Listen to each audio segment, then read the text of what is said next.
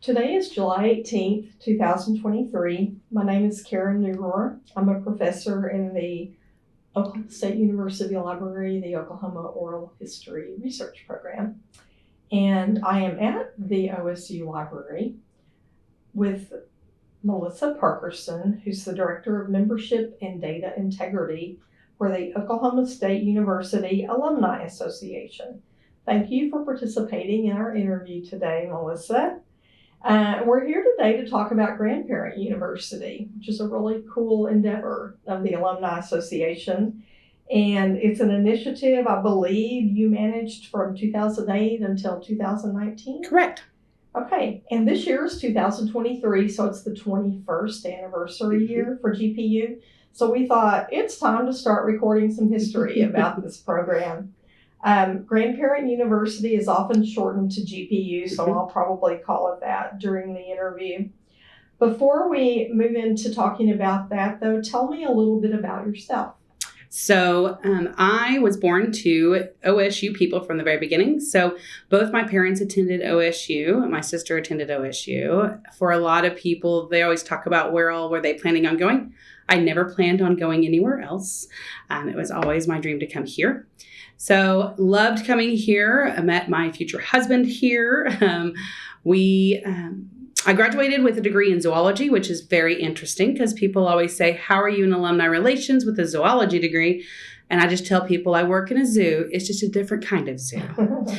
So I love where I'm at. But my husband and I, we have one daughter, and we spend a lot of time just kind of doing a lot of OSU stuff, living here in Stillwater. We moved back here in 2012, I believe, and haven't regretted it one bit. And so, but yeah, bleed orange. Have always loved everything we do. I'm trying to get my daughter to bleed orange as well. And right now it's working, so she doesn't plan on going anywhere else. So how old is she? She's 15. Oh, okay. So she's in that kind of time. Yeah. And I asked her one time, I was like, so are you thinking about anywhere else? She goes, why? I'm like, exactly. That's the correct response. Yeah. Okay, so describe what you know about the early years of Grandparent University. You started in 2008, and it had been around about 5 years at that point? Correct. They started in 2003, and so there was about 80 participants and 4 majors that first year. And by the time I came in 2008, I joined the Alumni Association in 2007, but it was after that GPU year. So 2008 was my first GPU. And at that point, it was already at a call ahead and get into a lottery kind of selection process. It was already to where it was getting maxed out. There were people not getting in.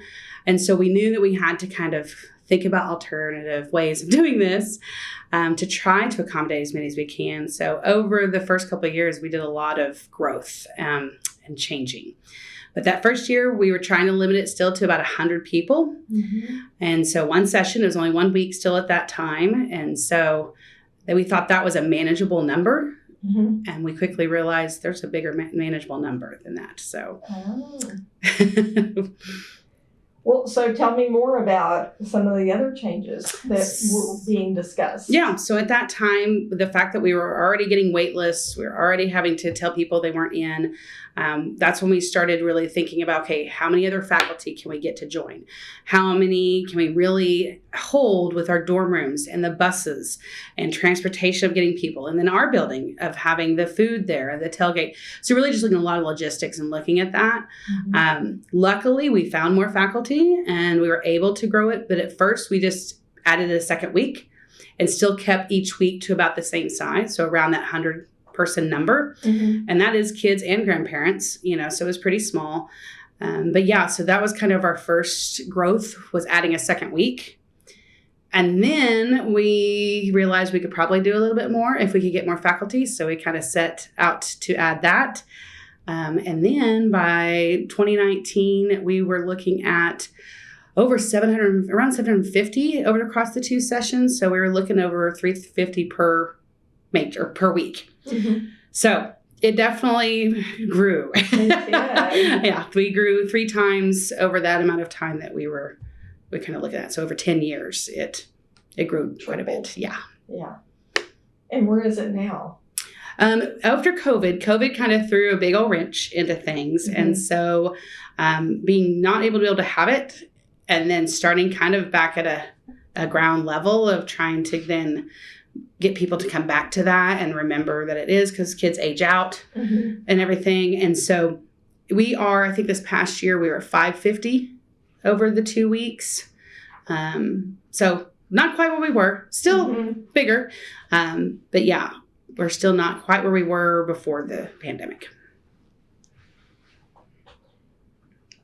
Okay, so you talked about needing to add faculty. I'm sure that was one of the big considerations. Mm-hmm. So how hard is it to get faculty to do this? It's not the hardest, but it's not the easiest. So our faculty, the age demographic that our Grandparent University is just that very young, 8 to 13 or 7 to 13. And a lot of our faculty, they haven't taught at that age group. And so that's always the first struggle, is finding faculty that can talk to the levels that we're needing to, is including grandparents. Mm-hmm. These are people that are not in those fields, have no education in these fields. So it's very elementary that you have to kind of talk about the different subjects. And so finding those faculty that can fit that and can teach at that level is priority one. So that's kind of causes a struggle on a college campus. The other is we're a research institution. And a lot of times, depending on our majors, our faculty are actually conducting research elsewhere during the summers because they can't go anywhere during the school year. So having faculty that are here is another, and obviously it's summer. And so you're asking them to try to be around in the month of June. If they don't have classes that they're teaching, mm-hmm. that's another issue that we have to kind of think about and trying to find those faculty. So I say that in the sense of, I think there's a lot of faculty that are willing and to do it and are able to do it, but then also the timing and making it all fit and those kind of things cause a little road bump. So, do you just ask around discreetly about recommendations? Do you contact the deans? How do you even start? We've done different ways. So we started at some point reaching out to the deans and seeing if they could send something out. We started asking the faculty that were already part of GPU, who kind of knew what it was like and what it did, if they knew of any faculty that they would recommend that could do the classes. So it kind of just depends. We found with mass emails, it was tough because the faculty didn't know what it was about. And so it may just get lumped into junk mail and not even realize. We don't realize it too, that our emails a lot of times go into the junk mail on campus. And so because it doesn't recognize it. And so there's those kind of struggles too, of those mass productions. But I think the one we try to really go with is more of nomination and recommendation, because of people that really know who they are. They know what they teach. They know if they could do at that younger level. Mm-hmm. So most of ours have come from either in thinking about a major that we would like to offer that maybe is different than all the others.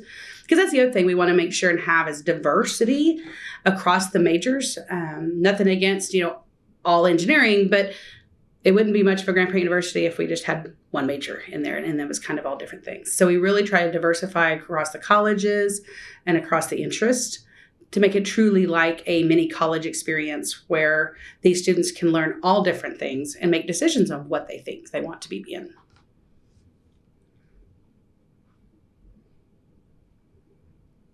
When do the planning meetings usually start?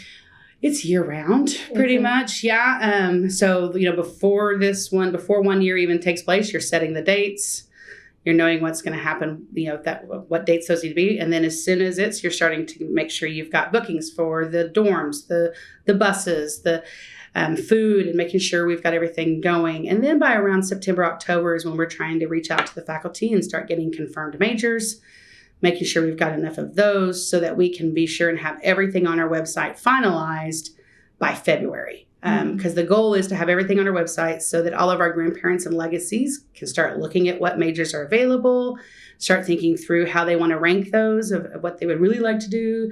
And so trying to get all that ready, because the deadline for those applications is April 1st. Mm-hmm. So they have to have everything ready by that time. And then I always tell people, we really try to follow the idea of real college. So you apply, you have to be accepted, and you'll get accepted into a certain program. And then once you're accepted in that program, that's when you enroll and you have more of those and you make your payment and all that kind of stuff to then come to class. So we kind of follow that same philosophy with the GPU. You apply, once you get in, then you can kind of get your enrollment all finalized and then move forward with that. Was this timeline already in place when you stepped in? Pretty much. The only thing that really changed is we used to do a lot more paper and mail stuff, where now a lot of it's more digital and email. Like the process when I came, it was you could fax in your ranking sheet. Mm-hmm. You could mail in your ranking, fax or come in person. And so one of the reasons we also changed that is by the end of when I first came, those last 2 years when we were still doing in-person kind of drop-offs, there were people outside of our building like 4 or 5 in the morning. Oh my goodness. So that they could be first in line, so that they could be, so we did a couple of changes with that in the sense of like you could come and drop off or fax in, and we did off timestamps and all these kind of things. I didn't want people sitting out of our building for that long on a day. Yeah. So one year we tried to do a phone only system. We worked with our on-campus ITLE, telecom group to set up a rolling number. So like you called one number, but then it would then roll to all these different open lines. I don't think they were prepared for the number of people that were going to call in. So we broke the system and it caused a lot of people not to get in. And then they were upset because they didn't get their things. So we really tried to think through how can we do this where it's as fair as possible when you've got this many people wanting specific things and those kind of things. And that's when we decided to go to a true just lottery system. Mm-hmm. That way no one was rushed. No one had to be somewhere at 8:00 on a certain day to do something. People could submit their applications whenever they were ready. Mm-hmm. And as long as they met that deadline, the due date, then everybody gets put into a pool. They get assigned a random number and we fill based on those random lottery numbers. That seemed to be working as best as we can. Mm-hmm. There's still people that kind of don't get the ranking they would like, but that's about the only way we can really kind of think to make this as functional for people. We have people coming from all over. So to make people come and be in person or try to call and get through on a line, it was just too difficult to keep going. So, wow, I'm surprised that it was that way for a while. Yeah, it was crazy.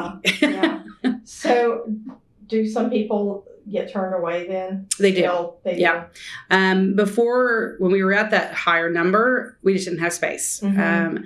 Now, the only ones that are getting turned away is because maybe they don't want the majors that are available. Mm. And so that's purely just luck of the draw. The ones that they wanted are full whenever we get to their number. Mm-hmm. But the last 2 years, since we've been back of everything, we have had openings. It's just only in certain majors. Mm-hmm. Okay.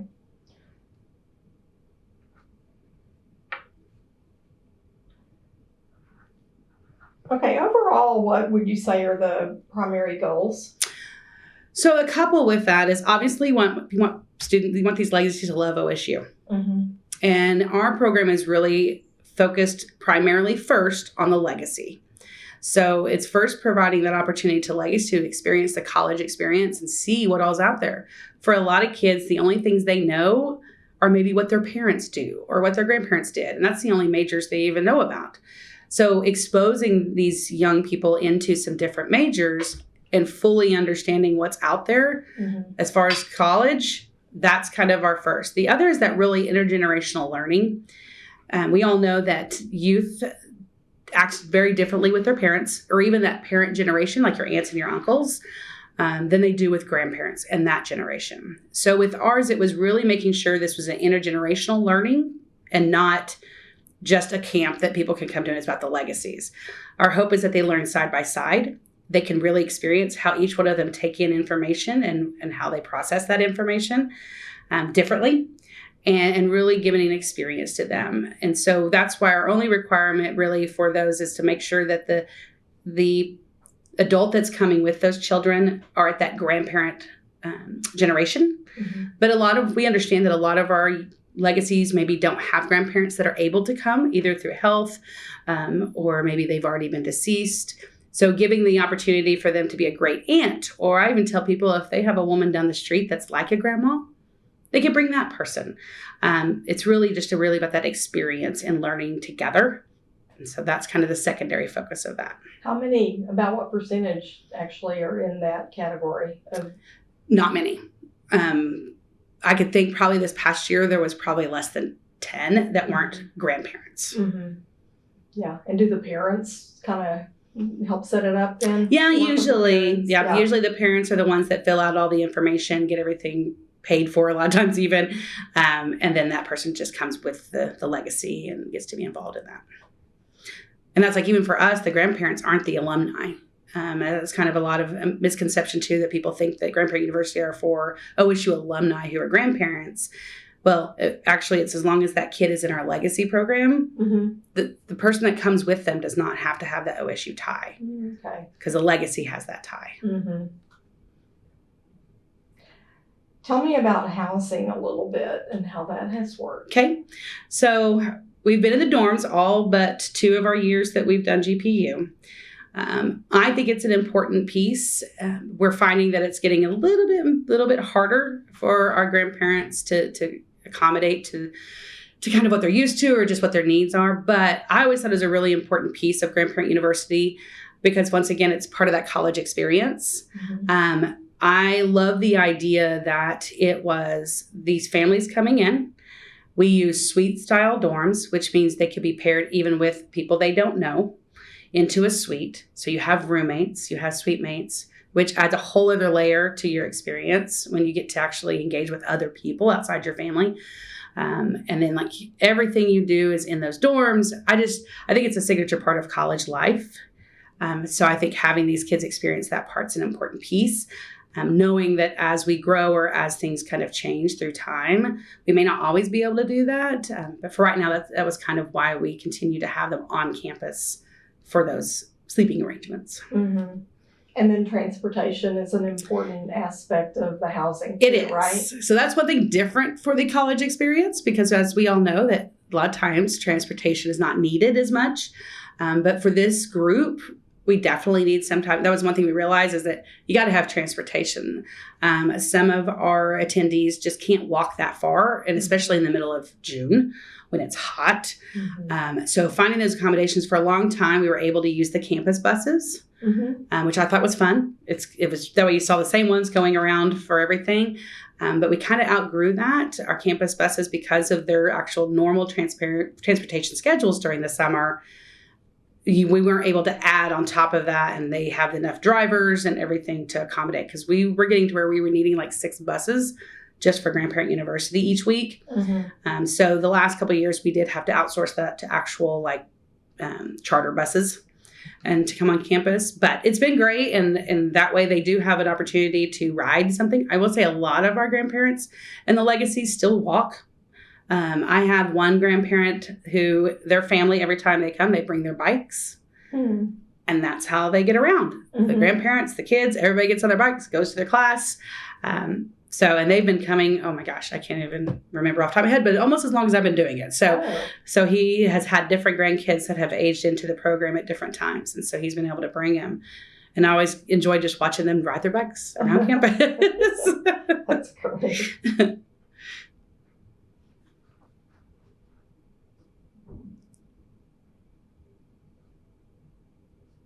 Okay, in the packets for Grandparent University, I guess I should say that I'm a veteran GPU. You've attended person too. I guess I'm at my 4th grandchild now that has come, and so there's giveaway items, in the package. So how has that worked and changed over the years? It's definitely changed depending on kind of what the thing is at that time. I remember when I was doing it, I tried different things. I remember one year I tried water bottles thinking, oh my gosh, it's so hot. Well, then everybody didn't like the fact that they weren't washed beforehand. And so it's like, okay, can't wash all of them before I give them to them. And so stop doing the water bottles. And then we've done chapsticks and first aid kits, and we've tried different things along the way.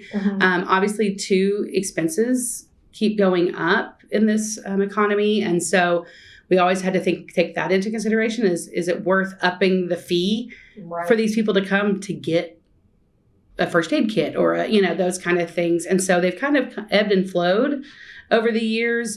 Also, if we were lucky enough to get a sponsor to help offset some of the cost of GPU, well, then maybe they could provide some type of giveaway for that. So I always do like to have something, no matter what. We've done a t-shirt every year. I love the t-shirt, and you're wearing it. I am. I'm wearing this year's t-shirt. Yeah. The theme was camping, so it was fun. It fit. Yeah.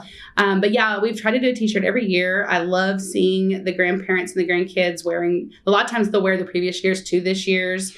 And you can really kind of just see the progression every year. I hear from grandparents that have all of their t-shirts. They love them all. And so we've always done a new one. Mm-hmm. And try to change up the design based on kind of what our theme was that for each year. So it kind of makes it fun.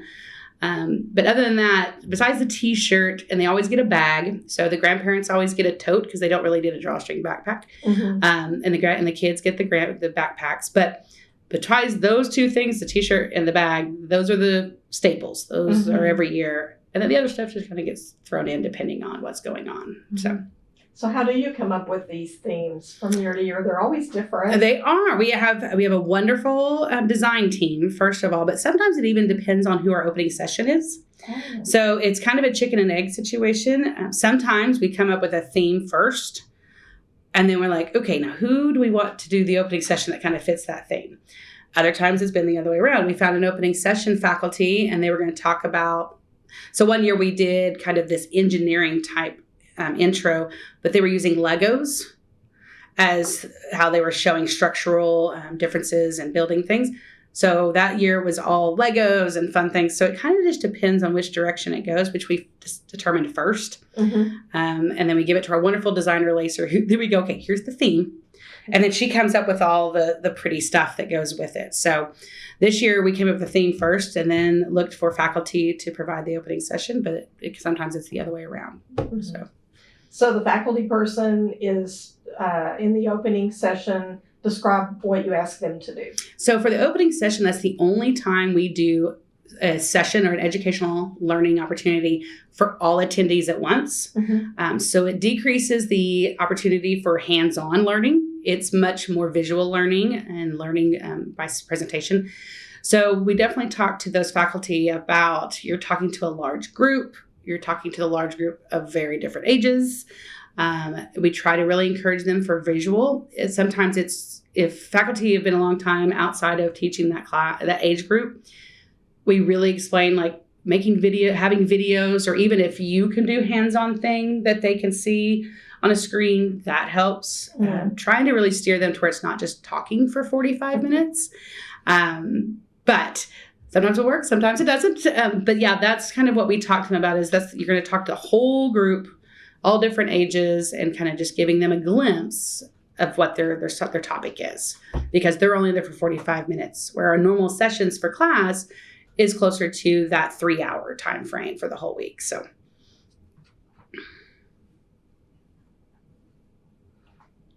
have there always been a community partner or involved? No, there has not. That started,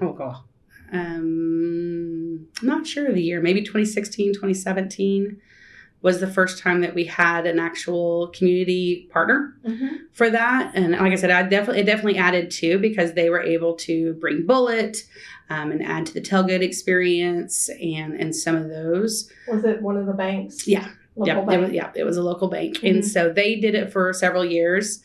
And then now we have the wonderful partner of our Legacy Village, which is a great partnership too, because we have a lot of our alumni that actually live in the Legacy Village here in Stillwater. And so that was a great matching too. And so they provide that fun entertainment on that first day. But those first couple of years, we didn't have any kind of corporate partner that we partnered with on those. Mm-hmm.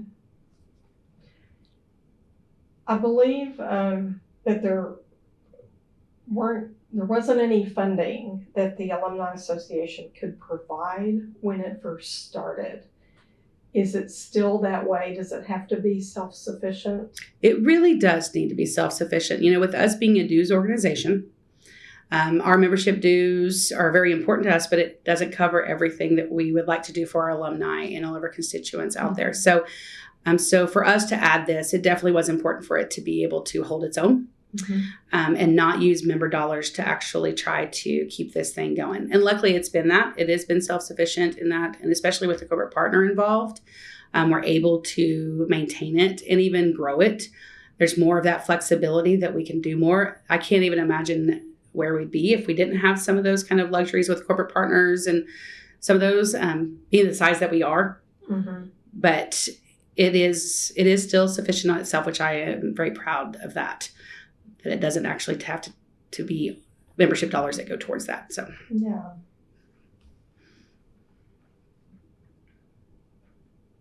Okay, so the ages of kids that can go to Grandparent University start at age 7 and go up through age 13. Correct.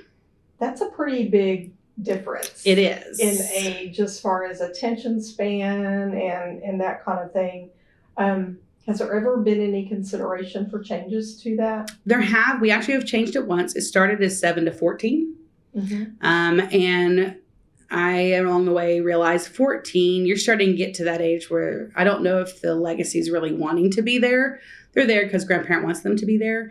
But maybe they're not as engaged and interested in being there. And we all know, too, as they get older, their summers start getting busier with different camps with school. So we took it down to 13. Then at one point we had talked about, do we need to go up to 8 and just make it 8 to 13?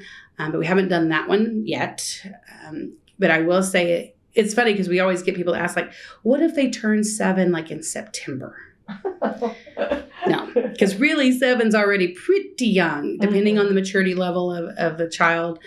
It can range quite a bit from child to child. And so 7 is really the ultimate youngest. And then 13, we just kind of capped at that just so the kids didn't have to keep coming forever and ever. But yeah, we've always, in some of our majors or some of our classes, they will actually make their age group smaller. So we do let the faculty have the opportunity to limit their ages, where if they really don't think they can get their curriculum at a level that an 8 or 9-year-old can grasp, they can say, you know what, this should really just be 10 to 13. And that's what we'll do. And so that's why some of our majors do have different age limits on it versus the full program itself. But yeah, like when we used to have aviation, and aviation was one of those that was only 11 to 13 because they actually flew. Probably don't want a bunch of 8, 9-year-olds flying and helping fly the planes. So we've always had those opportunities for faculty to kind of limit if needed. But for the whole program itself, we try to be in that bigger age range. Do the faculty also have a say in how many students they can accommodate? They do. And so everyone's a little bit different. Some classes can go up to 30. Others, like broadcasting, they only have so many computers. So theirs is not even by person, but it's by family unit that's going to use that computer. And so you can have one kid with 2 grandparents, but that's one computer. And so it kind of depends on the class. But yeah, they tell us what they're able to accommodate for. And then we kind of fit that. And that's what all those things have to be done early in the year before we ever put anything online. Because that's stuff we have to know where to cut it off. And so how many people can actually go in those. So aviation used to be a popular major. I think I heard from people that thought it was really fun and everything, but I don't think it's been offered for a while. It hasn't. So in 2018, I think, I don't know if anybody remembers, but there was a huge push about needing more pilots. And there's a shortage on pilots because there was about to be a big influx of people retiring out and there wasn't enough new ones to come in. And so our aviation school here had to really redirect their hours and really focus on educating and providing opportunities for people to learn and become those pilots. And so that's kind of where the shift happened. Unfortunately, Grandparent University was kind of part of the pieces that got cut out of that. But it just was too hard to manage classes in the summer for the people that need to continue their classes and education and then also host this on top of it. Because they were very gracious in letting us use the Flying Aggies planes.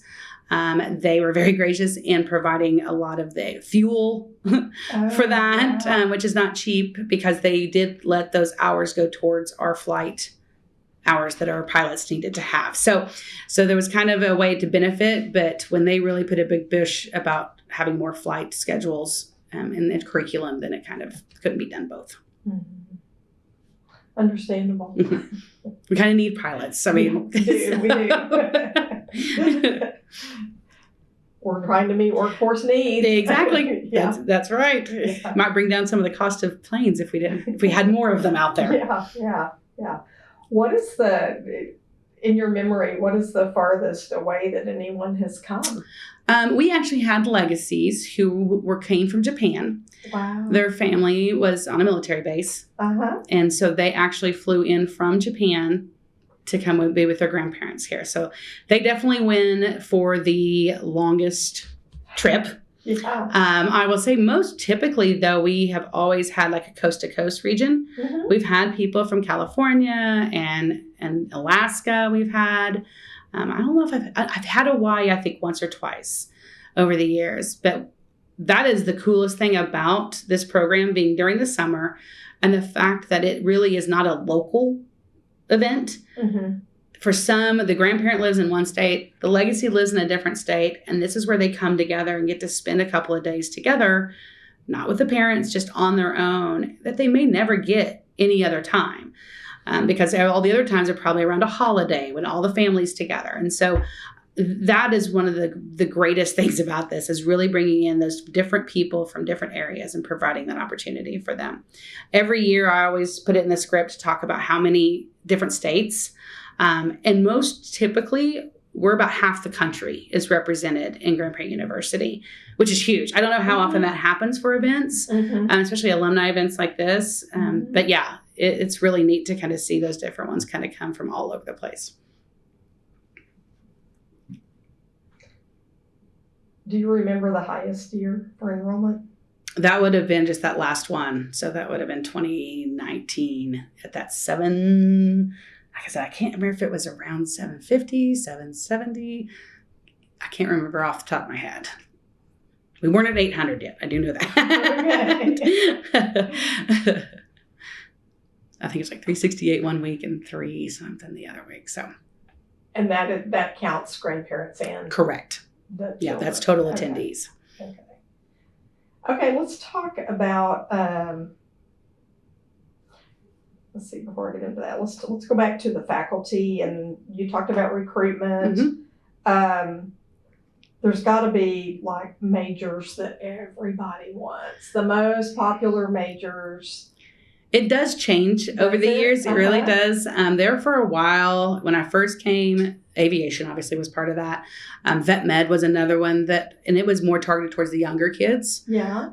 It was really popular because, I don't know very many kids that don't grow up at some point thinking they're going to be a vet.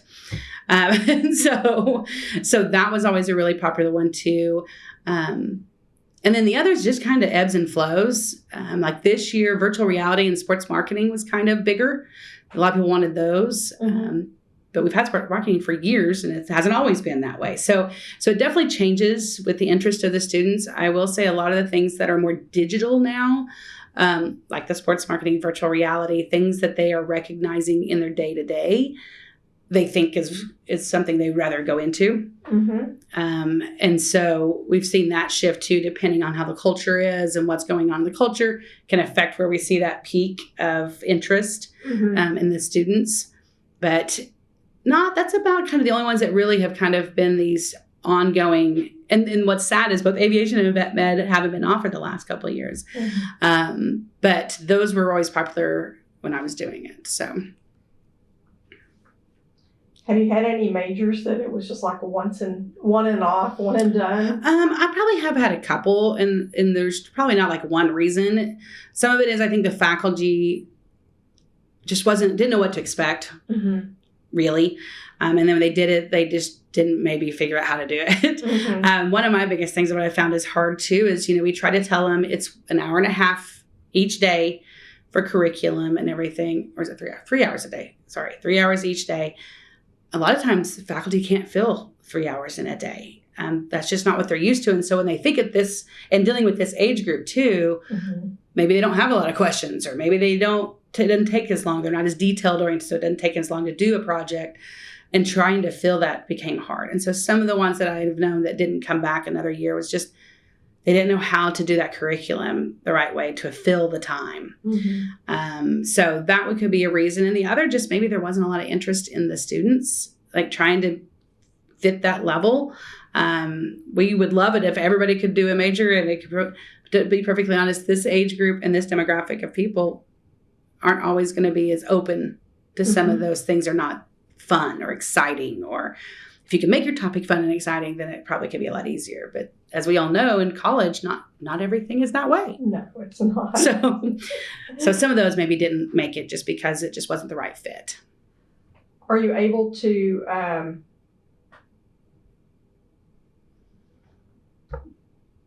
don't want to use the word use, but take some of the successful majors in the lessons in the way that those faculty structured theirs and share that with people?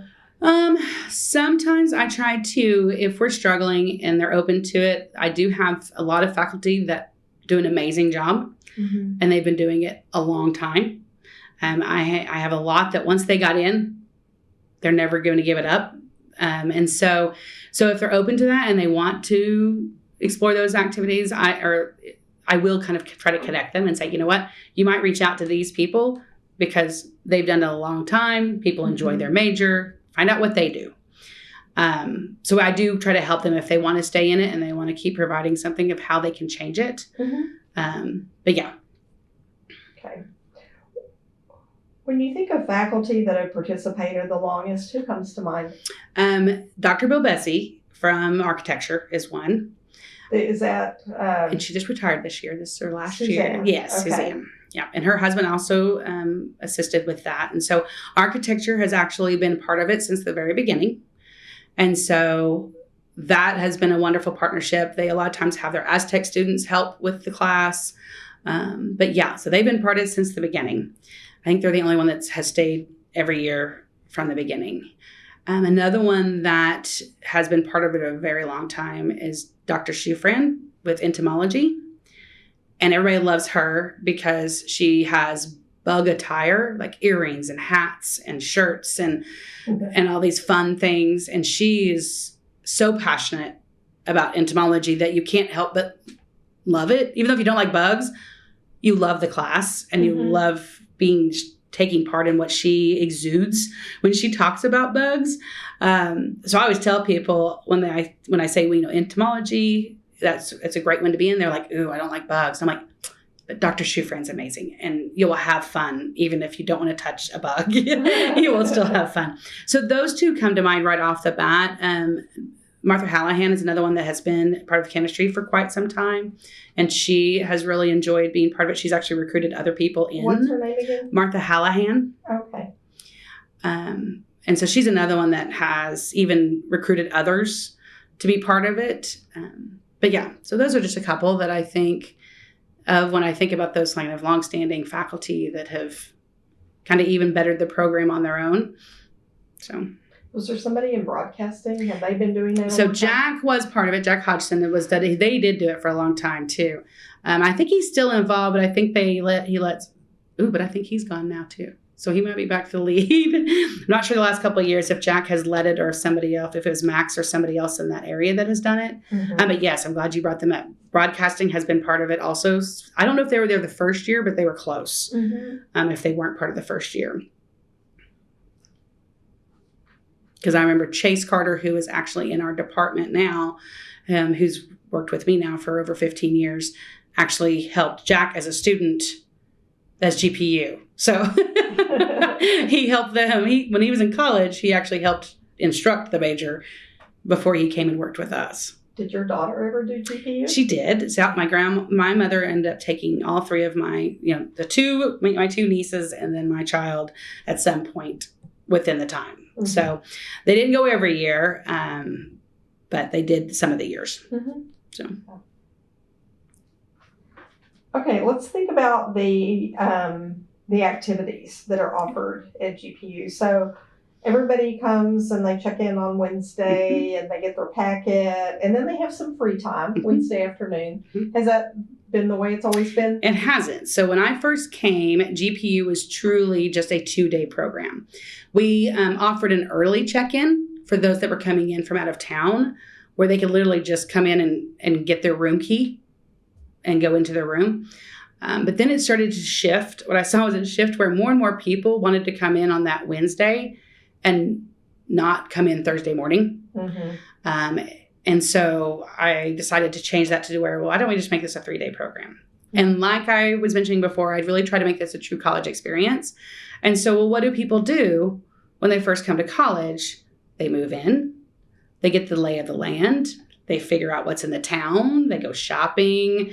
So that's kind of what I really liked about adding that first day is get to know campus. You can kind of see what restaurants are around, get moved in, get everything settled, decorate if you want, do anything you want in that first day, get to know your roommate. You know, the true college experience of kind of that first day isn't go straight into classes. It's kind of getting the lay of the land. So that's what we really tried to focus on. We've done several different ideas with that first day.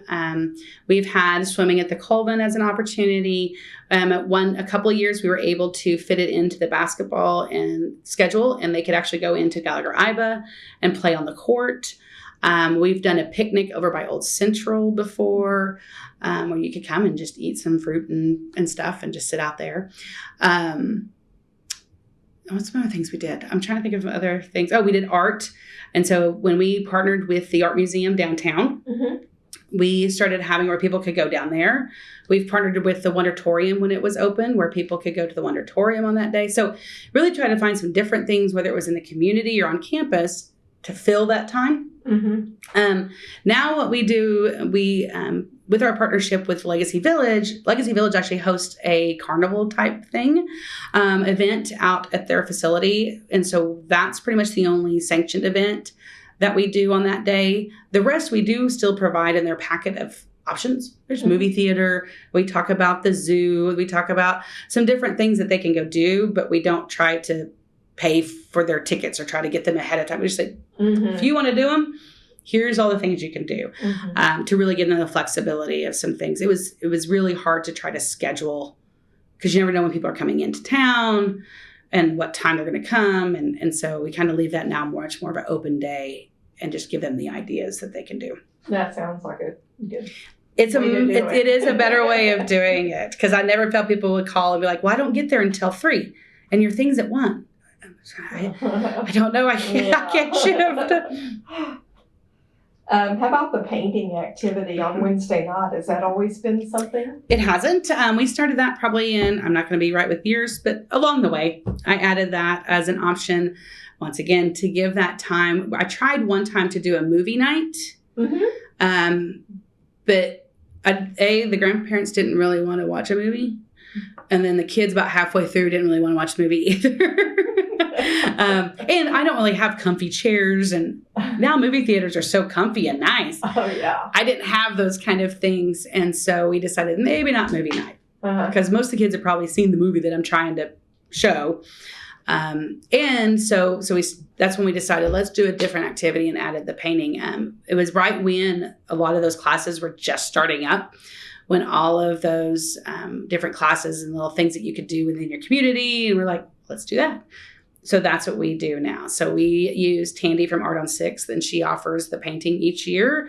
So that's been a fun one. We try to change it up every so often, so they're not painting the same thing, but you kind of run out of things for people to paint, because you want to be OSU themed. Right. And so there's 2 things that really kind of resonate with people. And so we try to go back and forth, but it's kind of also what Tandy is able to put together, because she does have to hand draw all of those canvases in preparation. So. Gosh. And how many were there this year? Oh, God. Between the 2 weeks, I would say there was at least 250, maybe. Wow. Around 200. Luckily, some of the grandparents in the Legacy share a canvas. But sometimes everybody wants to do their own. So it just kind of depends. And you said she has a business, Art on 6? Correct. Okay. Yeah. And that's here in Stillwater? Correct. Okay. So then, On Thursday, everyone does there's a group picture out on the lawn. Has that always been part of it? I think so. I believe that was there before I came. It's definitely grown. Fitting, 80 to 100 people in a picture is very different than trying to fit 350, 360 in a picture. We've mainly done it in front of the library. There was one or two that we did on the formal garden student union steps on that side. But that one's more spaced out. And so it's not as impressive when you see it because they're kind of all over the place. And so we've kind of gone back to the library. And plus, I think for a lot of people, the library is the signature building for our campus. And so that's always a fun one. It's the first thing we start off with on that Thursday morning. Before we start classes or anything, we say, okay, let's all come together, take the class photo, and then we'll start kind of into the actual sessions. But yeah, so that's how we kick off our Thursday morning. Okay. And then there's the opening session, lunch. Then everyone goes to their major. They have... They go back to the Alumni Center for the tailgate party, Correct. Which is what it's called. Yes. What changes has that had over the years? So Pistol Pete Tailgate is a lot of fun for everybody. They really look forward to it because over the years we would have athletes come and we have the opportunity to sign things, get autographs. Now, obviously during the summer, not all students are here. So sometimes we could have some sports, but not the other sports because there just wasn't anybody in town. If it actually kind of coincided with a camp, that was great because then you knew you had the athletes here if it was during camp. But we would work directly with the coaches and the athletic team to try to see who all we could get. We didn't ever expect the whole team. It was really just if we could just get a couple from every every sport to showcase those people, then that would be amazing. And then we always have Pete and Spirit Squad there as well to help take pictures and be part of it. During that, we teach the fight song, the alma mater. We make sure everybody knows the chants that we do. So it's another traditional learning of the students. If they haven't come to a game yet, because once again, some of these kids are coming from all over. So being able to come to a sporting event may not happen for them. So teaching them all of those too is important for us. So it's our little mini tailgate pep rally type event, and then giving the opportunity to take pictures and get items signed from the athletes. So over the years, that's definitely with all of the new regulations that has with NIL and everything, that has definitely shifted that event quite a bit. And I don't think it's so much the students, but it's how you go about that process. I mean, it's just a lot have changed. So this year we weren't able to have any athletes, but we still had the pep rally, still tried to teach the things. One week we rained out because there was tornadoes and massive storms coming into town. But we even had struggled getting Pete and stuff there because they're out of town. They don't live in Stillwater sometimes during the summer, and Spirit Squad, same thing. So that definitely is a struggle at times, and we're seeing it becoming even more. We love the idea of the pep rally, and we love the idea of teaching those things, but the event may have to shift a little bit from what it used to be to what it's going to have to be going forward, and how can we continue to make it fun and exciting for those kids. Right. And let's just explain. NIL is... Yes, name and licensing. And so it's now there's with the NCAA and with college athletics, there are restrictions and opportunities for students now to be paid for going to events and being paid for those kind of things. So there's a lot of regulations and different paperwork and different things you now need to do to make sure you're meeting those guidelines. And unfortunately, I don't think we'll ever be able to pay to have people come to that event. But I mean, never know. I will not say never. It may happen if someone wants to sponsor that or do something with that. But right now, it makes things a little more difficult to try to get those students to be able to come. And then on Friday, the students check out of the housing. They go to their last class session and check out of their housing, lunch. Then they have graduation. How has that schedule changed over the years? That has actually stayed pretty true to how we've always been. The one thing is that's a little bit different is at one point on graduation day, when they wrapped up their classes, a lot of the majors would have things that you take home. It used to be that we would try to get those items brought to the Alumni Center, have on display and everything, where now a lot of the faculty are like just sending it with the kids. Like, you just take that instead of trying to do it. So there's not as much on display as there used to be. But for the most part, it's still, you get to come in, you've already checked out, you've given your keys back to the people, and you get to come and just graduate with your family. So a lot of times people's parents and their siblings and everybody comes to that graduation. And so that afternoon we do full pomp and circumstance. We play the music. The legacies are the only ones that walk across stage. We figure grandparents probably don't want to have to get up and go into the line and walk across. So we let the legacies be the kind of representation of the family and go through that graduation process. But yeah, for the most part, obviously, since we've grown, we've had to make things a little bit more efficient when you're calling the names out, trying to make sure we get them as quickly as possible. Otherwise, you could be there for a very long time. But I think we've successfully been able to kind of keep that efficient and running smoothly and kind of get everything going as quick as we can, so that for a lot of our people, they have travel. They have to do that afternoon. And so we definitely don't want them to be there all day and then have to figure out how they're going to get home. So, have you always had the rolling slideshow of pictures? A little bit differently. We always did the family photos. I'm trying to remember. But that's the picture that's taken when they first check in. Yeah, when they first check in, we do a family photo as they come into school. And so that we show, actually I take that back. I don't think we've always shown that as a thing. People used to always be able to get it. We used to send out a CD and some different things. Yeah. We used to send out, things to them, where now it's all digital. People can just go on, download their picture. And then we used to also have our host. So one thing I can tell you is that we have major hosts. We have volunteers that make this thing possible. We would not be able to have GPU. We don't have enough staff. We're a small association. A lot of people don't realize that. But when you're talking about less than 30 people and then trying to spread out across 15 majors, 16 majors, then do everything else, we couldn't have staff do it. So it's our volunteers that would really make it possible.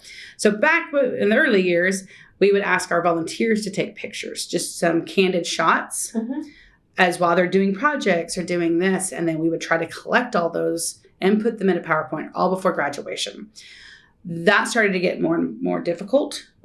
Nothing against our volunteers, but some of them know how to take pictures. Some of them are not the best picture takers. It's just part of it. I'm a horrible picture taker. But, and so we were finding like, oh, crud, we're getting all these pictures, but they're maybe blurry or weird angles and things like that. And so then we kind of shifted to where we hired somebody to try to go and take pictures during the classes. But some of our classes roam.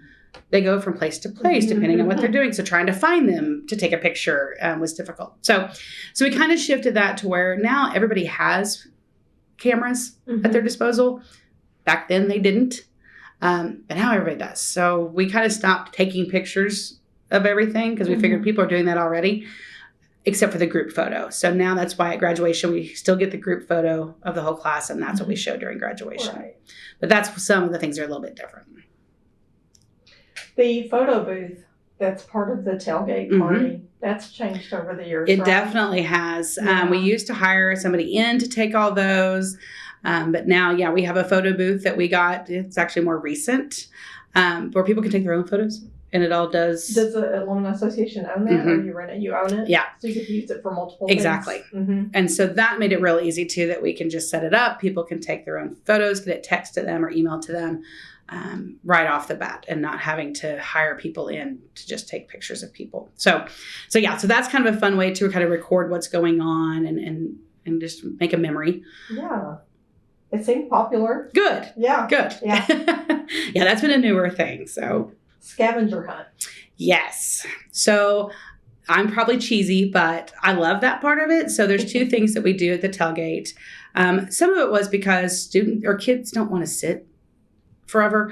And so whenever I was trying to continue this idea of what they can do and kind of started it, I continued it because I feel like having an opportunity for those kids to meet each other is also fun.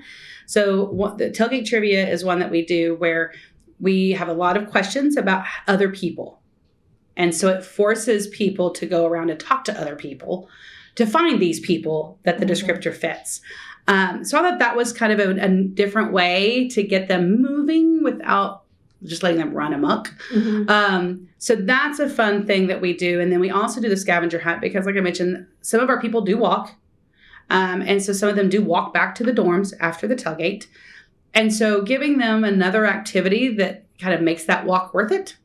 So finding questions along the way where they can go and look at how many steps are in front of Memorial Hall, how many flags are outside Noble Research Center, and educating them a little bit along the way too of what the buildings are and where they, what else kind of part of them. So we've always kind of had that as a piece as well. I don't know if it'll always continue with that, but those are some of the things that I really thought were important to kind of keep them engaged. Otherwise, they would be here for 30 seconds, eat their pizza, and then they'd be ready. Like that'd be it. So.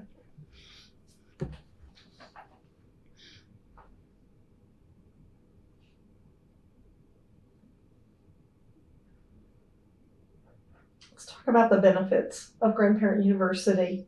What are the benefits for the Alumni Association? There's a lot with that. So one of them, obviously, the first is it's part of our program for membership is the legacy program. And so for us, it's providing another opportunity and a benefit to our members who have actively done something to be engaged with the university and be part of the bigger organization. So that is one side of it. But I think for a lot of us too, it's bringing people together, which is our whole purpose, is really continuing that love of OSU through generations, through the people. And so I love the fact that that's what this is all about. It really is highlighting OSU to all these people. So it provides a service, which is what we do. Our main mission is really to kind of keep people connected to the university, no matter what stage of life they are. And what's better than connection to the university, but learning together and it touches all facets. So you've got traditions, you've got spirit, you've got educational, you've got it all. And so for us, it's the optimal connection that you can make. And then the fact that it's a family connection as well, that just adds another layer for us to be able to provide that. So that's why I think it really benefits us is really just kind of showing what all you can do in connection to OSU. What do you think the benefits are for the grandparents? Oh my gosh.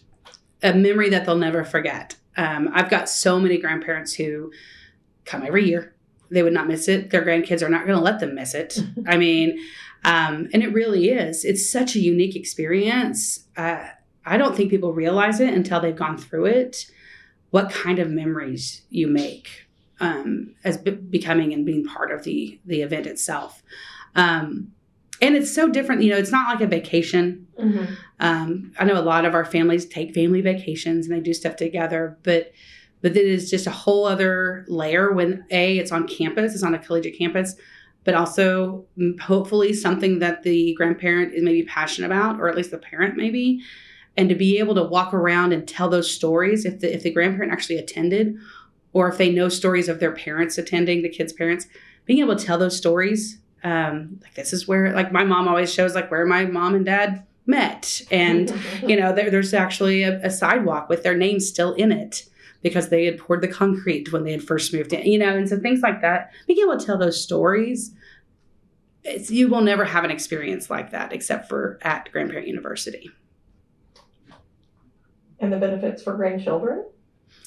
Twofold, but same thing, you get to have that family. You don't really listen to your grandparents a lot, I think, when you're at home or with the family, where when you are spending 24 hours a day, the two of you, there's things that you're going to talk about that you would never talk about elsewhere. So I know for anybody, and especially as you get older, you wish you would have had more opportunities to listen to your grandparents or hear those stories. You wish you would have wrote them down. You wish you would have, all these kind of things. And so even being able to provide the opportunity and the outlet for them to be able to have those conversations, I don't think there is anything that compares to that. And for some of them, I know some grandparents that even split the sessions up so that they can really have one-on-one with one of their grandkids and not split their time. I don't think you can really find that anything else or compare that. What are the benefits for faculty? I think for a lot of them, it's the exposure. Like I mentioned, I think there's a lot of majors out there that's all fancy and everybody knows about when you're a kid. And so it's a little more glorified in a way because it's just out there and kids know about it. Everybody wants to be a doctor, a pilot, a lawyer, these things that have been around. So I think for a lot of the faculty, it's being able to showcase what they do. Mm-hmm. And I'm thinking they're long run, they're like, if I can get one of these children to be interested in this major, well, that's somebody that's going to come. And we've had that before. We had one of the legacies attended GPU, attended the architecture major, went on to be in the architecture school, actually helped as an Aztec student teach as part of Grandparent University. And that's the goal for these faculty, is to actually get these students to open their mind to new possibilities and what they want to become when they get older. Because I can guarantee you some of them have learned things and went, that seems interesting. Maybe I should look into that when they got older. So I think that's kind of the benefit for them, is really trying to give exposure to their area of interest, which that's what they're all about. So I'm going to have to get that student's name for you. Okay. I may know who. I know one that did architecture.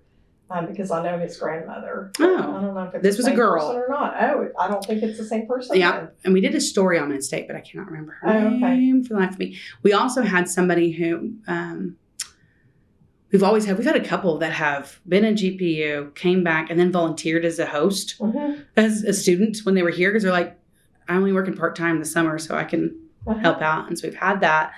We've had people who.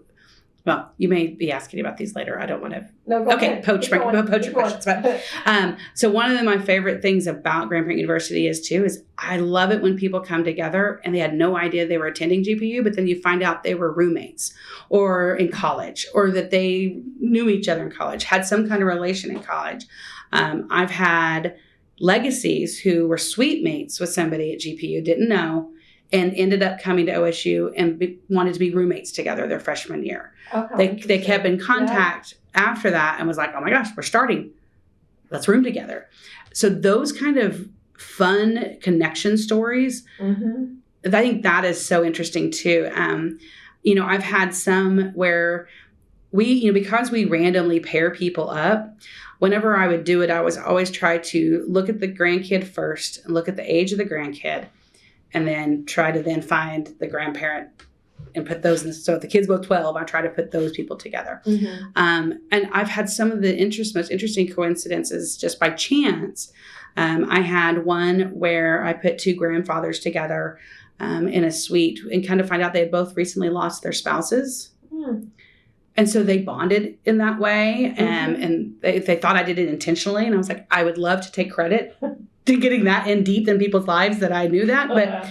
But it's those kind of things that just by chance that these people are coming together. And like I said, the roommate one was fun. They hadn't talked to each other since college.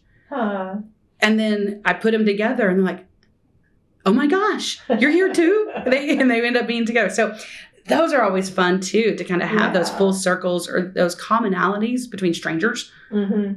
Or when they come back full circle with the legacies. But yeah, I think that's another neat kind of caveat to Grandparent University, or those that no one plans for. It's not intentional, but it just comes that way. It just happens.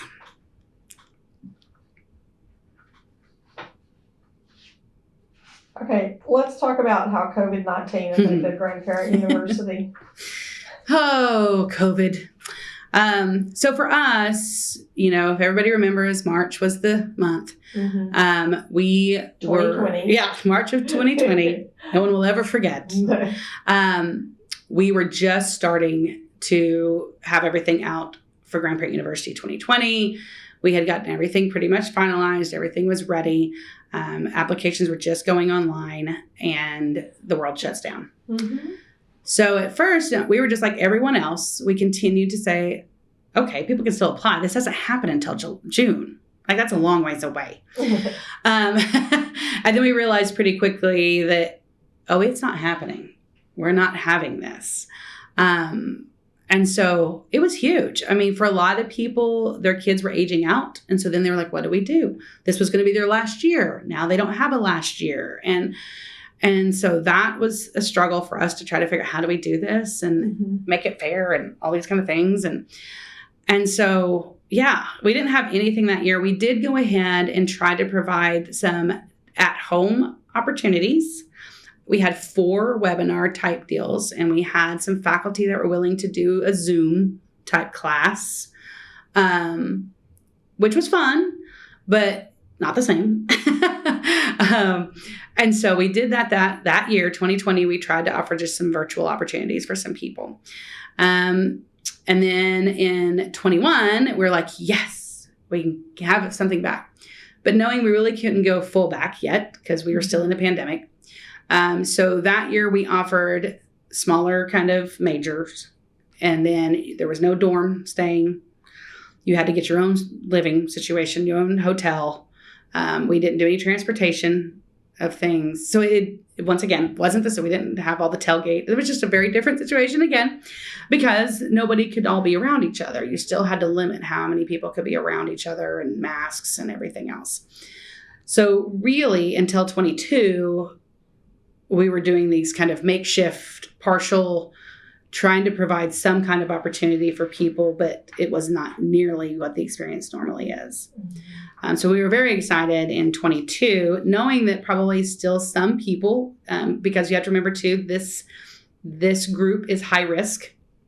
So when we were trying to think through things. Speaking of the grandparents. Yes. Yeah. And so when you're looking at high risk people of contracting, last thing we want to do is put people at any kind of danger of any of that. So that's why we really waited until 22 to bring it back. Still understanding we probably weren't going to get a full back, just because people are still pretty uneasy and still really trying to think through what is worth it and what's not. And so we didn't have a full group back on that first year back. I think some of it was still just because of the not knowing of everything. And so this year it was bigger this year. And so I think it's going to be a continual thing of kind of getting back to where we were as the pandemic kind of becomes part of the norm. Unfortunately, like they talk about, COVID's never going to go away. It's just going to get more manageable. And so I think as that happens and people are getting a little bit more of like, okay, the vaccines or the medicines or whatever we have out there to help with it, make them a little bit more easy about coming into public with that many people. So it definitely changed a lot for us. It was very sad to not have Grandparent University for these people. So.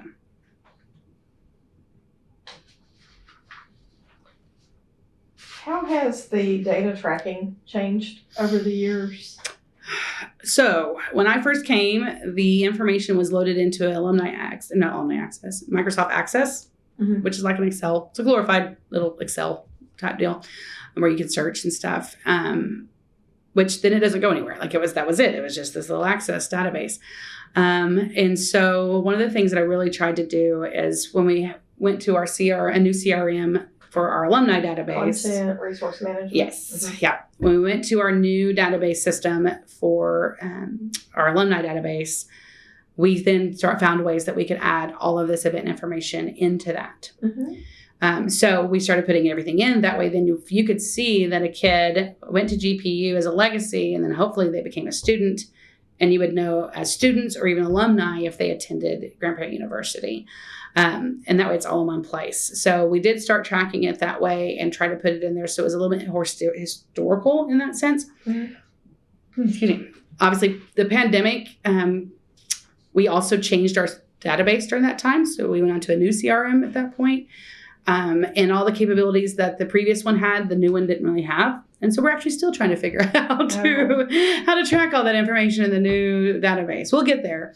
But it definitely has changed. And even the thought, at one time, that wasn't even a thought of how to track a 10-year-old to adulthood of what you wanted to know about them. And so I appreciate now that we're actually thinking about that. Because once again, for us, that's pivotal information. Knowing your alumni is one of our first and foremost goals of knowing who our people are. Well, that's the kind of stuff that gets you kind of know who they are if they've been to things. So it's definitely a goal to keep that going and keep it back up and everything. But every time there's a change, every time there's an update, everything, you kind of then have to rethink things of what you can track and how to track it and how to get the information in and how to get it out. And so over the last 15 years, there has been a lot of change in technology, And so it's a continual process for us, is making sure that we figure out ways to keep it moving forward to where there's no break in the data, and you can actually know what people have done. So, do you have some sense of what percentage of legacies do wind up coming to I don't, OOHRP? not off the top of my head. I mean, it's a report that can be pulled. Like I've got a report for legacy program, but not GPU specifically, because it's kind of just lumped into that. Okay. You So know, it's not parsed out. right. Yeah. Yeah. Like I could get a report, but the Yeah. report I have right now is Yeah. more focused on the legacy program. What do you know It's that off the top of my percentage? head. Okay. I've got a report, but I don't have it. I don't have it memorized. Yeah. But yeah, just trying to see. I will say, of the students that come that are part of the legacy program, we have a really good graduation rate. Oh, good. You know, they kind of stay and they graduate and those kind of things. But I do not have it on top of my head of what they are. And that's been new. We haven't been able to pull that report until just like the last couple months ago. Oh, wow. Yeah. So for the longest time, our legacies were not in the database. We didn't start adding the legacies in the database until 2008, because that's when that first CRM was started. But yeah, so that's kind of a newer thing of trying to then track all the way through college and then on. But now we're starting to build those reports. Okay.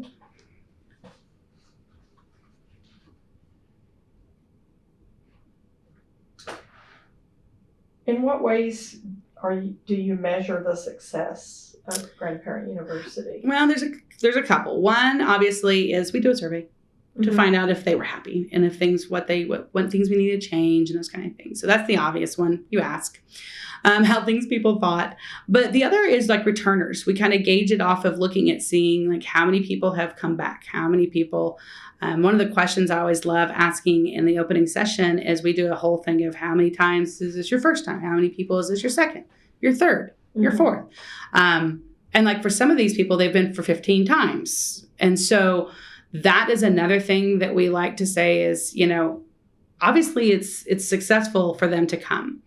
The numbers and if we fill it up and those kind of things are another gauge of that.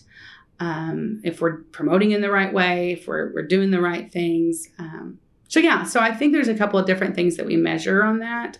But those are kind of the baseline ones that we kind of just always look at. The main thing is I always like to hear back from people. And I do, evaluations, I know not everybody fills them out. But those that do, I mean, we really do try to take into those things into consideration when we're thinking about the next year and if there's things that need to change. So that's kind of the first thing we look at. Is feedback shared with the faculty? They are. It is. Yeah. So we actually break it all up. Well, I say we. When I was doing it, I broke it up into all different things, into where the faculty would get their major stuff, residential life would get the stuff about the dorms, catering would get the stuff about the food, athletics would get the stuff about so I really broke it up to where everybody would get the feedback of it. Because it is not just us that puts this on. That's the one thing that I really wanted to make very apparent to everybody is that we help host it and we put it all together. But the other people have a big part into this. Like I can't control what the rooms look like in the dorms. If there's sink leaks so I always want to make sure we share that information back to those who do have that responsibility and who do have that ownership. So we share it to all the different groups respectively, and so they can all think about what needs to change. How do we need to do things differently? And then we can all grow together. That probably helps you keep good buy-in too with everyone, right? It does. It does. Because a lot of these people are on campus for various reasons. Where some of them are regulars. Some of them are very active donors and alumni, where others, maybe this is the only time they come back. But making sure that all of their voices are heard and these people can actually learn from it. Because I'll tell you too, the dorms don't interact with these people ever. So besides students and the camps that come in, that's all they've ever heard from. So it's a whole different group of people, and what they voice and what they have concerns with or what may be totally different than what they hear from a college student And they're definitely not going to hear from a kid Mm-hmm. who's here on a basketball camp. For them, they're happy. No, they're having a great time. So just gives a different perspective than what they're probably used to as well. And so shines a little different light too. And they're like, oh, we might need to look at that. Have you ever been consulted from other alumni associations about Grandparent University? We have. So, we were like the second association to host a Grandparent University. Wisconsin was first, Wisconsin right? was first. Okay. I think they call theirs Grandparents University. Yeah. They were the first, and then Anne loved it so much. She started it pretty quick. So we have been, I've had people come and actually come during the week Mm-hmm. and be a little shadow. And experience. Texas Tech Uh-huh. came and did that with us. I've had multiple call that have wanted to start one up. University of North Texas did one at one point. And so we've had some have tried it, but not maybe kept it Mm-hmm. and realized it's a lot. It's a lot of work, and especially during the summer. But we've had quite a few just reach out and ask questions of how they could do it. And we even had somebody, which was shocking to me. We had somebody who had no tie to us whatsoever. They are from Texas, but heard about it because their friends come to it and went ahead and joined the association and had their kids come because of the experience alone, not because it was OSU, but they just loved the whole idea of doing this with their grandkid and that kind of stuff. And I was like, man, that's dedication That's as a grandparent to be able to have no time. We're like, nope, we're going to go to Stillwater and do this camp together. And so I was like, okay, if that's what you want to do, that's great.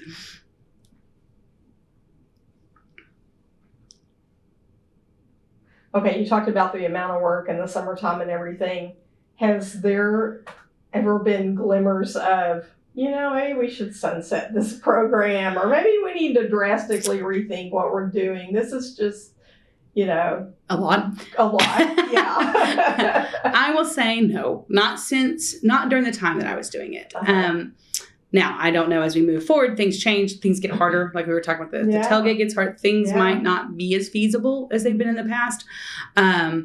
But for me, no. Mm-hmm. At one point, we were talking about even adding a third week.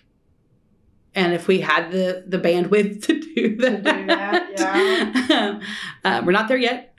We can still fit it in the 2 weeks. That was if we continued to grow and continue to have faculty and continue to have... And do we want to do that? I don't know. Because, it definitely is a lot on our whole staff. It's not like it's just on a couple people. Yeah. So, no, we haven't really talked about ever not doing it. Mm-hmm. And when we didn't do it those 2 years, I don't think there were, I wasn't involved, but I don't think there were any talks about, do we want to bring it back? This will be the time if we don't bring it back. This is when we need to do it.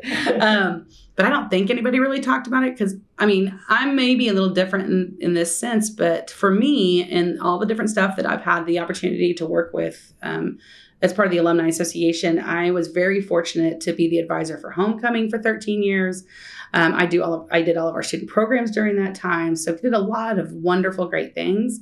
But Grandparent University was always my favorite, and I think it's because of the families that I engaged with and the family connection. It's very different than all these events that we did, where people just kind of come and they go. And this was truly getting to know families. I have one family that started putting me in their family picture every year at Grandparent University. So they have pictures of me in every single one. Those kids come up and give me hugs. They come up, you almost become part of their families, even though you only see them once a year. Yeah. But some people, that's all you see your family is once a year.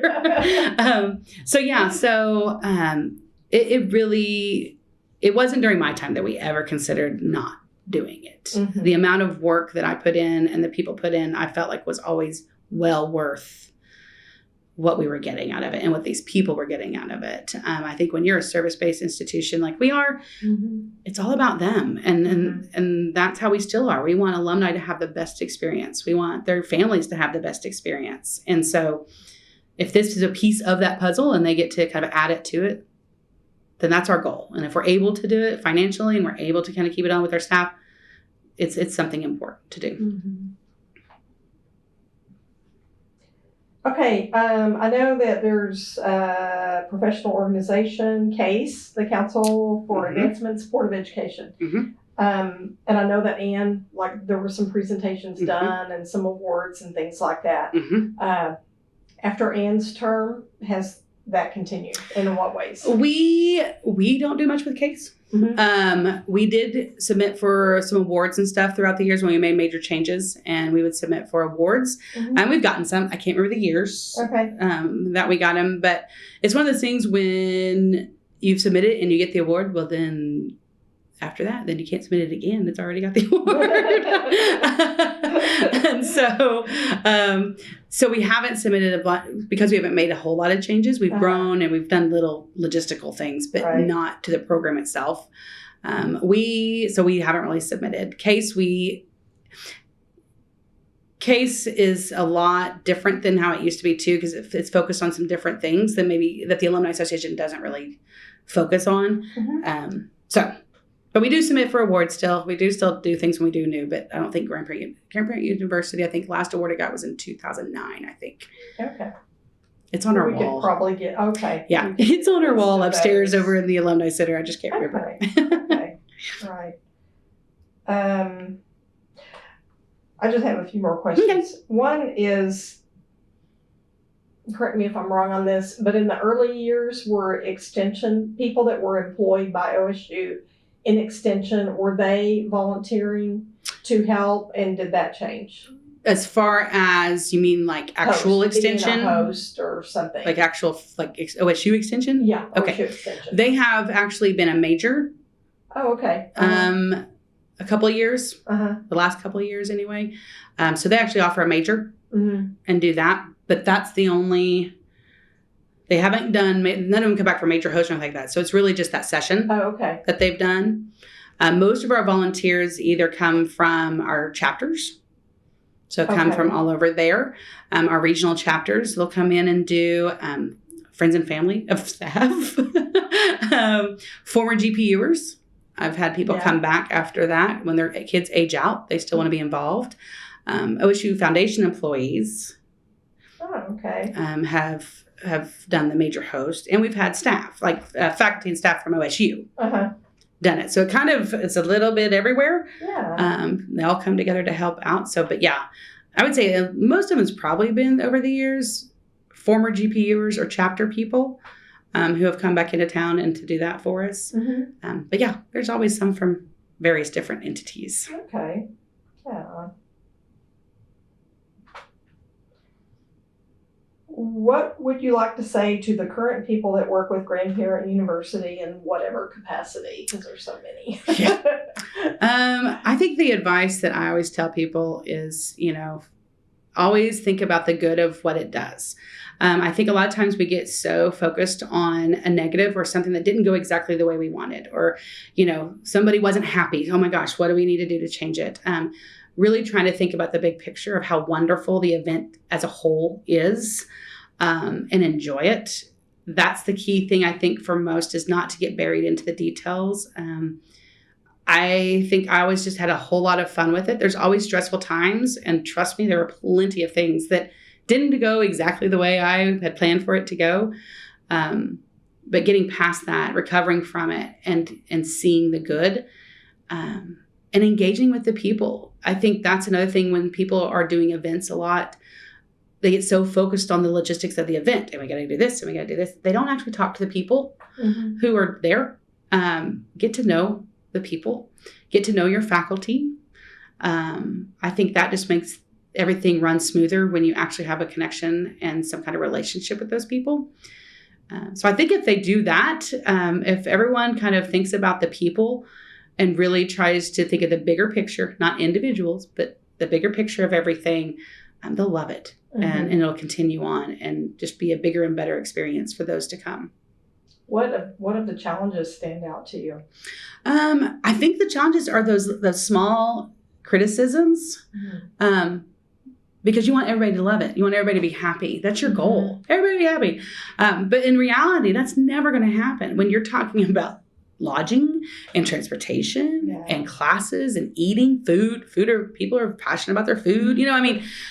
So I think when you put all of those pieces together, and it's a multi-day event, and tension when, grandparents are dealing with children longer than probably they're used to, I think keeping that in perspective a little bit, because when you hear somebody was unhappy about something or they don't like something, the first reaction is always like, oh, I need to fix that. I need to change that.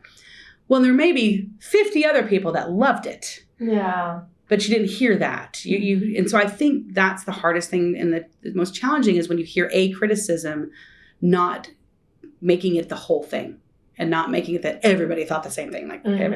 Because otherwise you could be spinning your wheels a lot when it comes to Grandparent University, because there's so many different things that if you turn every time somebody has a critique.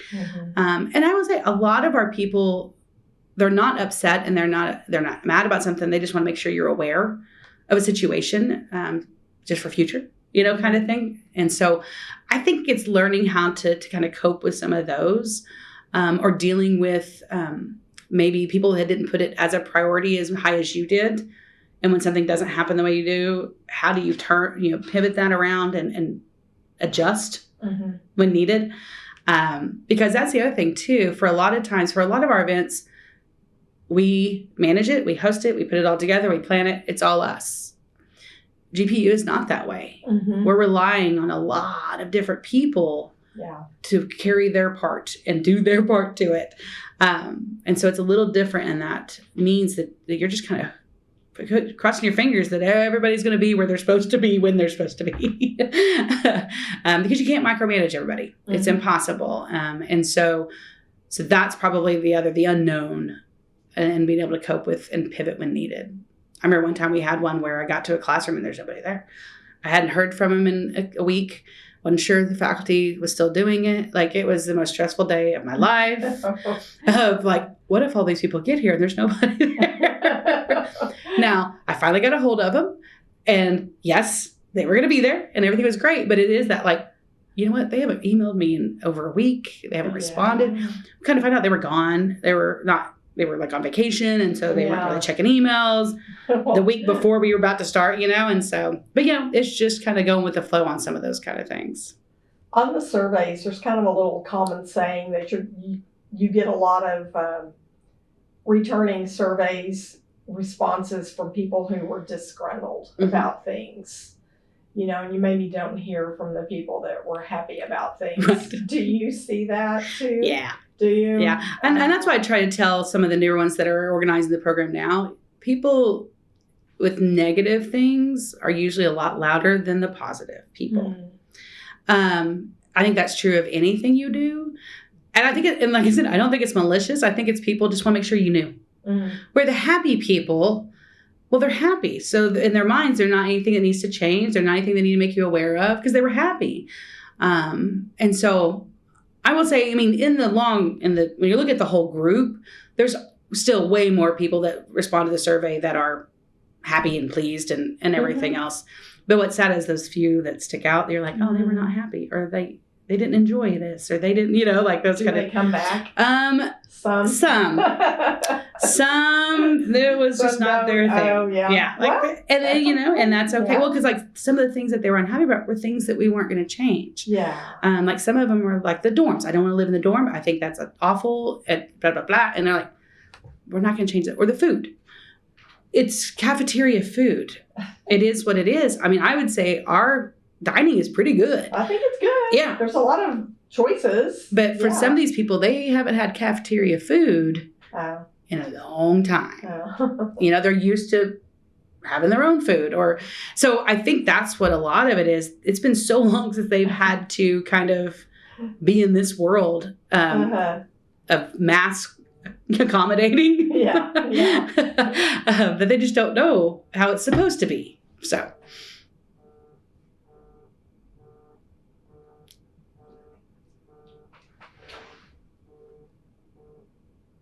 There. Yes.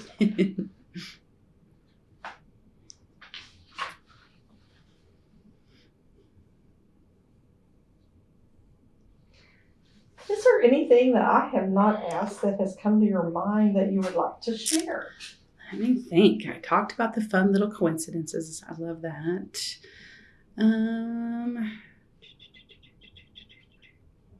Boy, I think I've talked about everything. I can't think of anything. Okay. Like I said, for me, this is my favorite event. I think it's the most impactful. It's a smaller number, like when you compare this to the 100,000 people that come back for walk around. Obviously, the 700 and whatever is not quite the same as far as people, but I think it has a bigger impact. Is that why you are staying involved in it, even though it's Yes. not really part of your job anymore? I'm very fortunate they let me stay involved. I can't get rid of it. I enjoy it. And that's what I was telling somebody. I enjoy the check-in because I get to see everybody. And I get to talk and I get to say hi. This year they let me do the opening session, which I love. I'm kind of a little bit cheesy when it comes to things. And so those kind of campy, I'm a little campy on some things. And so when I can address the whole group and have fun with them and engage with them in that way, that's awesome because my new position is not as people focused. It's much more office focused. And so I miss that side of my former position. And so anytime I get to kind of just be at an event, or I'll do whatever they want me to do if I can just be there. I was telling somebody I never considered myself an extrovert. I mean, when I was young, I considered myself an extrovert. As I gotten older, when I learned really what that meant, I thought, well, maybe I'm not. I'm a people person, but maybe not an extrovert because I kind of like being in the office. I love Excel spreadsheets and I love data and I love all these kind of things. But then when I realized when I'm not part of those anymore, because I was doing them all the time as the student programs person, that's all I did was with people, students around me all the time. Now I'm kind of realizing that I'm kind of a split, but I miss that human interaction a lot. So anytime they'll let me kind of be a little piece of it here or do that little part there, I will jump at it. And especially when it comes to GPU, I intentionally don't schedule a vacation. Because I want to be here those 2 weeks to be able to help and be part of it in some way. What was your last year? 2019. And how many people have followed you? Is it one person or have there been 2 or 3? We have had a couple. Yeah, we've had a couple kind of transition.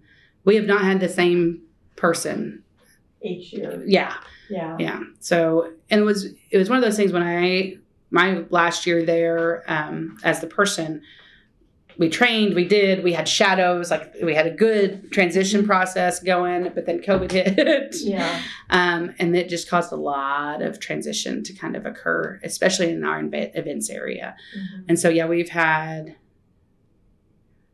so the person that did this last year, technically she wasn't the person that was supposed to be doing it, because the person that's supposed to be doing it, the position was open.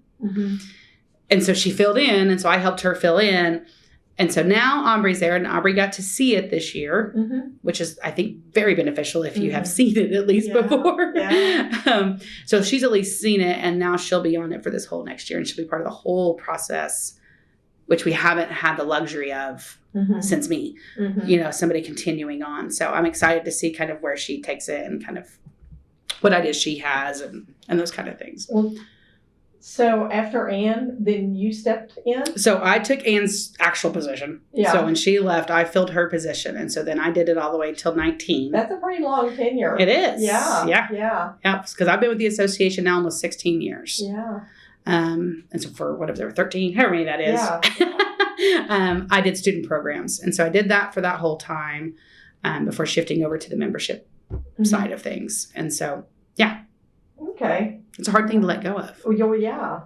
It's like my little baby. Your passion is very clear. Is there anything you're especially proud of that you feel like ramped it up during your time? Really, I think just growing it. To the size. To the size we were able to do. I used to always tell people my goal is to have where any student any legacy that wants to attend GPU gets to attend at least once. It wasn't all about a legacy coming every day, every year. It wasn't about, I really wanted to make sure that any legacy that wanted to come could at least come once, and experience it and be part of it. And so I think by growing it and expanding that, we've allowed that to be an opportunity and a reality for most cases. I've always said, if people are open to do whatever major and they can do any week, odds are they're going to do it. They're going to, but I also understand that when people have done it before, they've done a couple of majors, they may be a little pickier with what major they want to do. So totally understand that too. Like, pick 3, and if you don't get those 3, you're not coming. Totally understand. You've done it before. Yeah. And so we do want to open up for somebody who maybe hasn't experienced it yet. So it's very interesting when people always used to ask me about loyalty and don't you want people to come back every year? And I do, but my first is always, but I want everyone to at least experience it once. And if people have the luxury of experiencing it every year and coming back, awesome.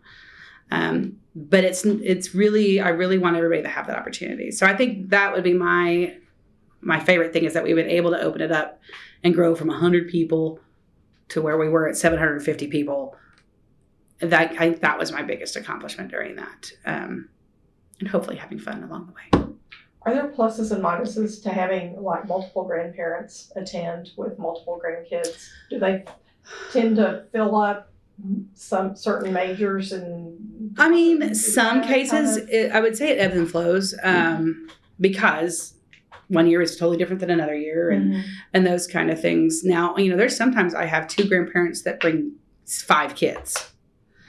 And I've always told people, if you can handle that, then that is totally up to you. So it does end up kind of washing out at the end of it all. Because I will say the norm is a lot of times we do have 2 grandparents and like 1 kid. But it's supposed to be joint learning. It's supposed to be about both. And that's why I don't ever want to get to a priority of the legacy over the grandparent or the grandparent over the legacy. So I like the fact that we're able to just kind of treat them all, because that's why I even try to tell the faculty, don't tell me how many legacies you can do. Tell me how many people you can do, because that's how we fill the classes. I don't sit there and go, okay, this group has 5 kids, so that, you just tell me how many seats you have, because it's all supposed to be joint learning anyway. So it's not supposed to be we're focused on this many kids or this many. So not all the faculty do that great. A lot of times they still try to focus on, okay, we're going to teach this many kids, and then the grandparents doesn't matter. They just are there. But that is really one of those things where I really want to try to get that towards, you're just talking about attendees. We'll tell you your breakdown. We'll tell you how many legacies and how many grandparents, but really focus on the number of total number of attendees in your class. Do you get feedback from the faculty? Some. We used to do a faculty survey, but I would say probably after GPU, they're ready to take a little vacation before class starts back. So it wasn't all the time fully filled out from a lot. I always knew that faculty, if they were unhappy about something, they would definitely let me know. Or if something didn't work, they're going to tell me. So I kind of always relied on that, that if something didn't work, tell me. I'd always open it up to that too. Like, let me know if there was anything that we need to know about. But for the most part, most of them are pretty happy about it. Good. I haven't got a lot of complaints from faculty. The only thing we ever got complaints from faculty was maybe not understanding something beforehand, or not catching it in an email that we sent out, or, just communication stuff. Because to time that around their semester. We have to time that around their semester. And like some of them, they got their own supplies. Some of them, they asked us to get their supplies. So getting all their supply lists and getting it to them. And so everybody's a little bit different too, and trying to manage that can be a bigger undertaking than it should be probably. Because everybody is always like, you have to tell me where to buy it. You have to tell me, and you have to give me all the details. Like, I don't know, and so a lot of them, I'm just like, order your stuff. We'll reimburse you, but, and that's the thing too, we try to offset the cost of all the supplies that they're getting. And they do get a small stipend for doing it, but nothing probably what they're worth for 3 hours plus planning the curriculum and doing everything. But, we try to offer what we can for their time. Has that changed? We upped it just a little bit from when I first came, but not much. I think we upped it $75 or something like that over the 15 years that I've been there. So, but yeah, so they do get something out of it, but I wouldn't count it as pay. It's really just an appreciation thing. And we try to cover as much as the expenses, asking that they keep it under a certain amount for their supplies. But yeah, but I think that people don't understand too, is like, these people are busy a lot of times during the summer, and the fact that they're willing to take a week or 2 weeks even out to do this, that doesn't really do anything for their actual position, like for their current stuff, is pretty big. So. Okay. I don't have any more questions. Okay. I'm trying to think if there's anything I feel like I've talked about everything. I might have one off the record, but Okay. not for the record. Okay. Yeah, I'm trying to think if there's anything. I was trying to think of anything that I thought between Ann and I that I need to make note of, because of the transition. But for a lot of stuff, when I first came, her notes were my little journal. I mean, that's what I went off of, because the person who had done it with her was no longer at the association. So was that, she told me that she and another person were going to go up to Wisconsin to look at their program, and then she wasn't able to go, but the other person went. And I don't know if that's the same. Probably person you're Dawn is who talking they're talking about. And Dawn was gone before me. Okay. Do you know Dawn's Either last that or it name? was Stacy.